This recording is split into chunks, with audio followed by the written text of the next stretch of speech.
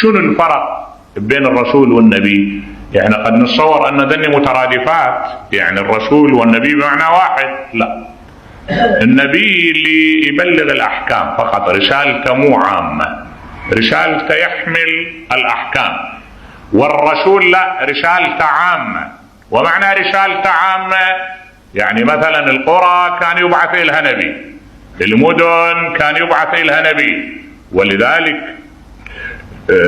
المفسرين يقولون مو مثل ما الروايات تقول أن الله عز وجل بعث 124 ألف نبي. لا، 124 ألف نبي ما يغطون هالأبعاد التاريخية.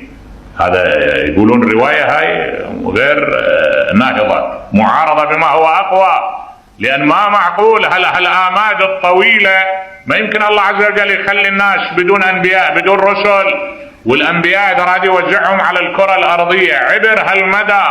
هذا المدى شو وقت اللي ابتدأ به الإنسان شو وقت ابتدأ؟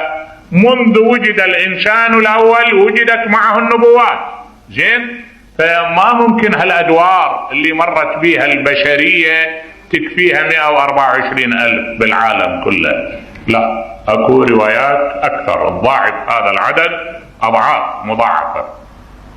المهم النبي إذن اللي ينبعث إلى منطقة محدودة، يعني قرية مدينة، لكن الرسول اللي تكون رسالته رسالة عامة، يعني رسالة تنتظم الكرة الأرضية بأجمعها.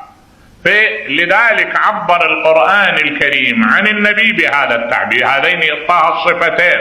الصفة الأولى الرسول باعتبار رسالته رسالة عامة ختمت الرسالات، يعني لا يوجد نبي بعد رسول الله صلى الله عليه وآله ختم الله به النبوات وختم برسالته الرسالات.